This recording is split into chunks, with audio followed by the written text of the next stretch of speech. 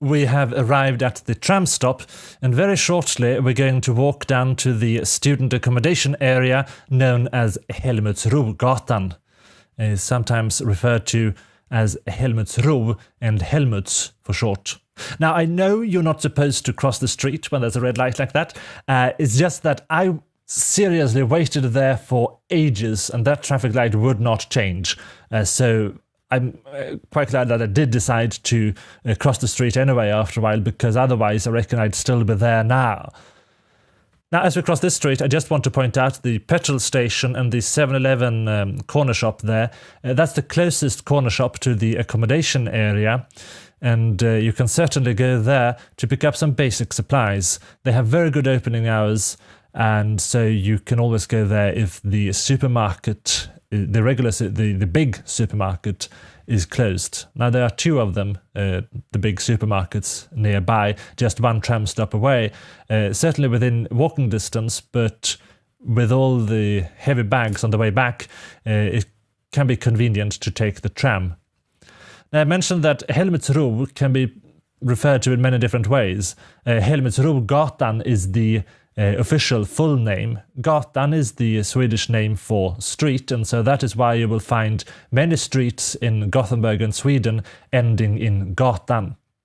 Helmutsrogatan, however, is quite a long name, and even Swedes will often shorten it to save time, and so it is often referred to either as Helmutsro or, which I prefer, simply Helmuts.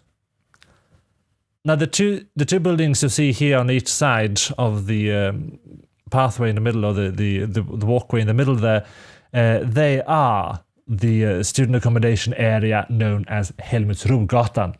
So if you're going to stay here, it'll be in one of these two buildings. I don't know which one, but for sure one of them.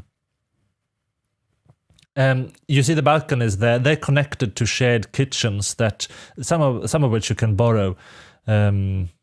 And here, also attached to the buildings, are bicycle parking lots.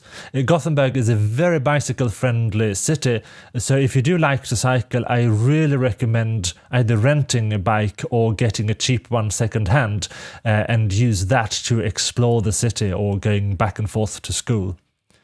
Now, ICA Maxi here is one of the two supermarkets I mentioned, and the other one is Willys, and they have everything. They're very, very large. Here's the tram stop closest to the accommodation area. You can take tram 2 or 4 to go down to Korsvägen, just 3 stops away. And Korsvägen is a major transportation hub. As you can see here in the upper right-hand corner, you also have a Ferris wheel close to Korsvägen. And that's the Liseberg amusement park. Well, I mean, it's not...